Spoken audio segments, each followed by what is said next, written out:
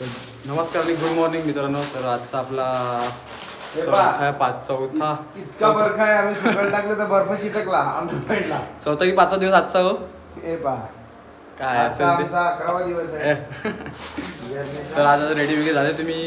तुम्हाला समजलं असेलच की आता मी गुप्तकाशीमध्ये आहे आणि नेक्स्ट डेस्टिनेशन कुठलं असणार आहे ते मला तरी वाटते समजलं असणारच.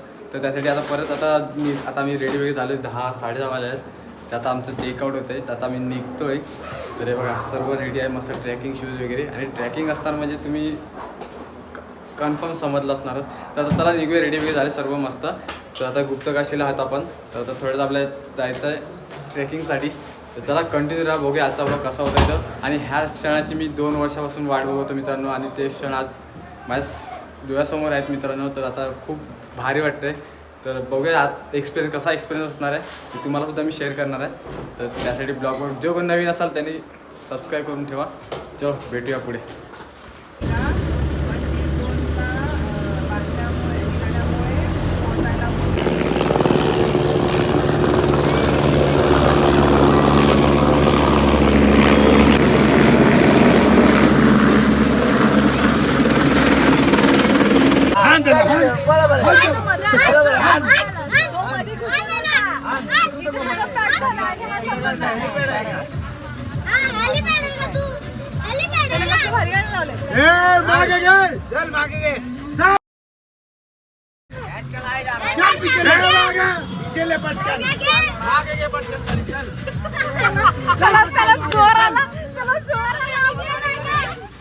ही आमची व्हॅन आहे आणि पुढे आमची व्हॅनिटी व्हॅन पण आहे. मित्रांनो खूप ट्रॅफिक आहे, खूप म्हणजे खूप. आम्ही सकाळी 11 वाजता निघालो आहे, अजून ट्रॅफिकमध्ये अडकलो आहे. आता अजून किती वेळ? 10-10:30 निघालो होतो.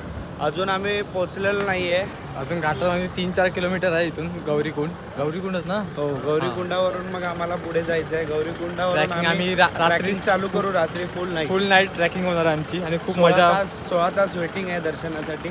खूप मजा येणार पण आम्ही देवाचं दर्शन केल्याशिवाय मागे जाणार नाही. पुढेच चला.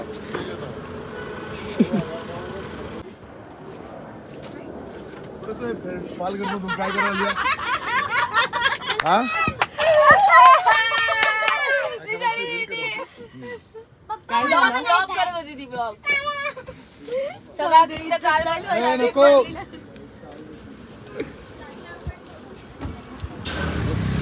देखो वाव, ट्रॅफिक.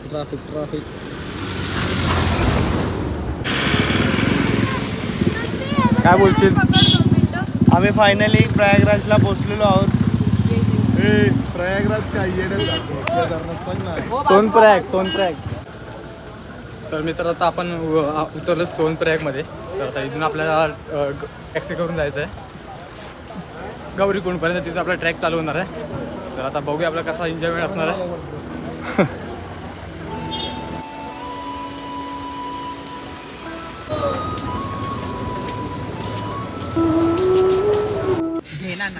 ये उससे भी अच्छा है. अरे उससे अच्छा एकदम मसाले वाला लिया और दुबई से मंगाया. हाय गाईस, आम्ही आता फायनली ट्रेकिंग चालू केलेली आहे. तर आता आम्ही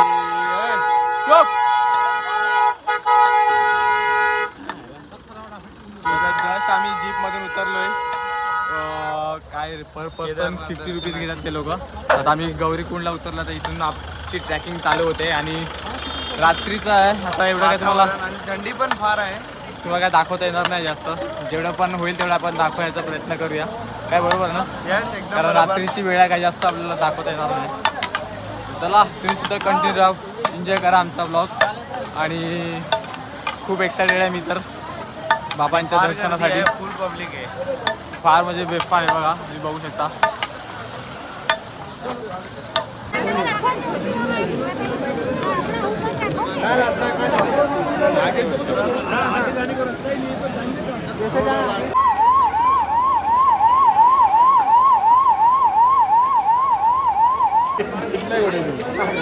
आम्ही आलोत आता चहा प्याला. केदारनाथ देवाचे दर्शन करायला निघालो. रस्त्याला आता गौरीकुंड लागणार आहे. गौरीकुंडचं दर्शन करून मग आम्ही पुढे केदारनाथला. आणि फुल नाईट आमची ट्रॅकिंग आहे. फुल एन्जॉय. येस.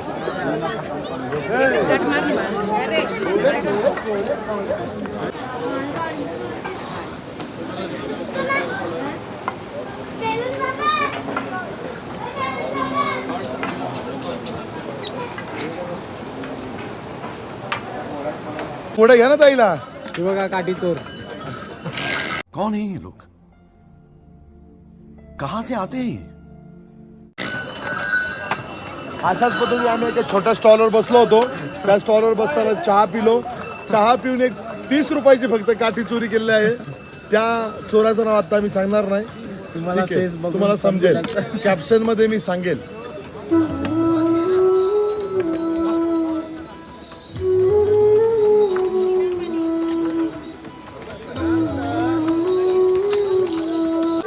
चला म्हातारी दुसऱ्या वार्ता करतात हर हर महादेव. वार्ता करते मोठ्या मोठ्या.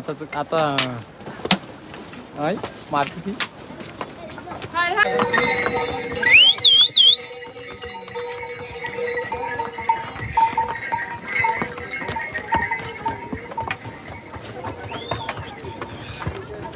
हर हर Mahadev.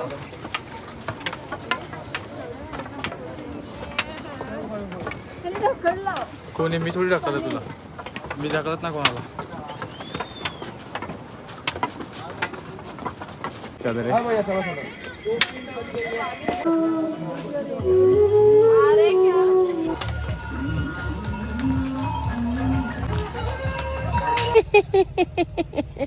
Hello, Shirilulu. Good night.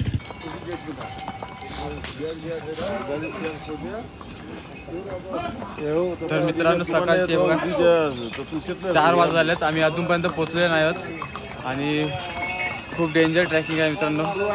जेवढं वाटतं तेवढं सोपं नाही आहे, पण जिथपर्यंत मंदिर बघायला तिथपर्यंत थकवा काय जाणार नाही आपला. कसं वाटतं आता ट्रॅकिंग? आम्ही फार थकलेलो आहोत. पिल्लेला कसा बसवलाय बघा. फार खतरनाक घाट आहे. खूप बोलणं फार सोपं होत आहे, पण करणं खूप चालणं कठीण आहे. फार कठीण आहे फार. आता बघूया. जर माणसाने व्यवस्थित जर पोचायचं असेल तर 22 किलोमीटर्स चालावा लागतो. तुम्ही तो 22 किलोमीटर्स 2 डेजच्या आधी कंप्लीट नाही करू शकत. असं हे देवदर्शनाचं स्थान आहे. तुम्ही विचार करताल की मी 8 तासात पोचेल, 10 तासात पोचेल किंवा पण 15 काय नाही तासात मित्रांनो. पोचेल, पण दिस इज नॉट पॉसिबल. लोक पॅकेज देताना बोलतात की आम्ही पॅकेज देतोय तर तुम्ही 8 तासात पोचतील, 6 तासात पोचतील. ते आपला बिझनेस वाढवण्यासाठी बोलतात. पण शेवटी जेव्हा माणूस स्वतः येतो ना, तेव्हा त्याला कळते की किती मेहनत लागते. खूप डिफिकल्ट आहे, पण फार डिफिकल्ट आहे. पण बघण्यासारखं सुद्धा आहे. त्यामुळे लोक येतात इथं. ये- आता थोडाच आता 5-6 किलोमीटर आहे, तेवढं बाकी राहिलं. तेवढं करूया कम्प्लीट. Yes. आणि तुम्ही सुद्धा ब्लॉग कंटिन्यू करा, जेणेकरून तुम्हाला पुढचा प्रवास सुद्धा आमचा बघायला भेटणार आहे. पण अतिशय सुंदर आहे. पण तुम्ही नक्कीच तुम्ही या. सुद्धा एकदा एक्सपिरियन्स घ्या. पण आणि- जेव्हा रोपवे चालू होईल ना, तेव्हाच तुम्ही या. गुड मॉर्निंग मित्रांनो. सकाळचे 5 वाजत झालेत, तरी अजून प्रवास काय संपत नाही मंदिराचा. सध्या मंदिराचा कळससुद्धा दिसत नाही. अजून खूप चालायचं आहे. कमसे कम 5-6 किलोमीटर अजून आहे आणि खूप थकलो. जेवढं दिसतं असा प्रवास नाही आहे मित्रांनो. आई शपथ, खूप हालत बेकार झाले. कधी पोचतो असं झालं आहे. आणि पोचल्यावर जी वाई बसणार आहे, जे सुकून भेटणार आहे मित्रांनो, गगनात मावे ना एवढं सुकून भेटणार आहे. आणि तुम्हालासुद्धा मी शेअर करणार आहे आणि तुम्हालासुद्धा बघायला भेटणार आहे मित्रांनो. आणि व्ह्यू बघा फक्त, हे बघा किती भारी वाटतं आहे. आणि ते समोर ते बर्फाचे डोंगर आहेत. ते बघा golden temple, sorry golden mountain.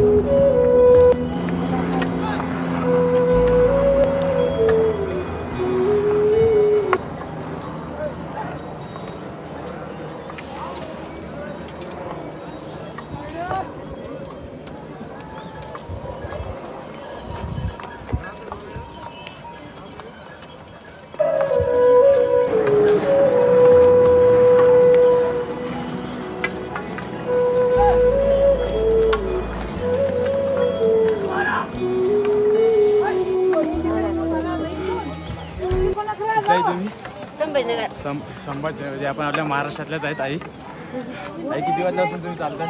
आम्ही काल रात्री 5 वाजल्यापासून आलो भाऊ, पण मला होतं रात्री दुपारपासून दुपारपासून मस्त लागलं, पण आम्ही लई लांब सोडलं गाडीवाल्यानं. आम्ही पण 7 वाजल्यापासून चालतो. हा वय काय तुमचं? हे बा, मला ते सर्व खूप थकले त्या पण 55-60 असत. भेटूया वरती.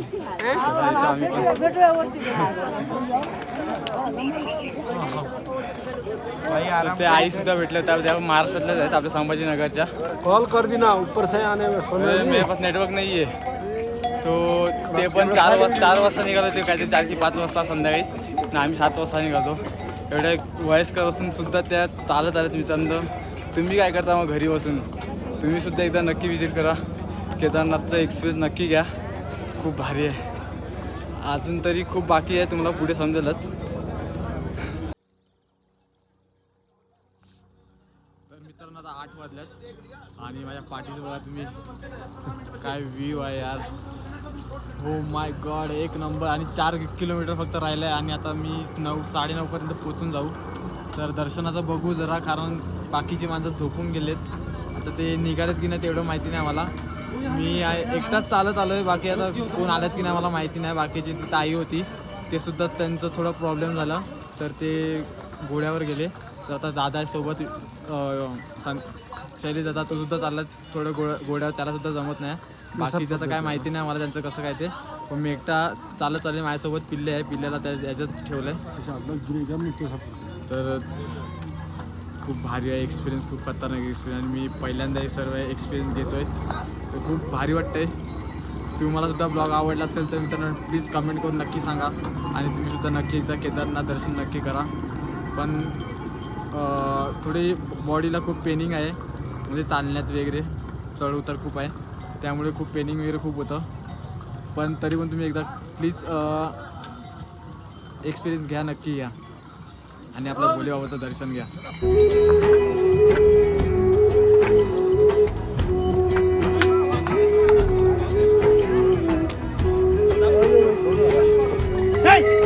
मित्रांनो बर्फ बघा, बर्फ. पब्लिक बघा नुसती वेडी झाली आहे.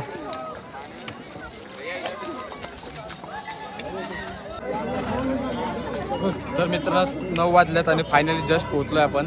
आणि बघा काय क्लायमेट आहे यार, एक नंबर आहे, खूप भारी यार, खतरनाक वाटतंय. आणि मित्रांनो दर्शनाचं काय माहिती नाही तुम्हाला, कारण सर मॅडम वगैरे अजून निघाले आहेत. ते लोक त्यांना यायला 5-6 तास जाणार आहेत. तर मला वाटलं इथं थंडी वगैरे असणार आहे, खूप ऊन लागते. अरे बघा व्ह्यू बघा फक्त. तर दर्शनाचं बघूया आपण नंतर, आता किती वेळ जाणार आहे ते, कारण ते लोक येईपर्यंत अजून वेळ जाणार आहे. तर तिथपर्यंत नंतर भेटूया आपण.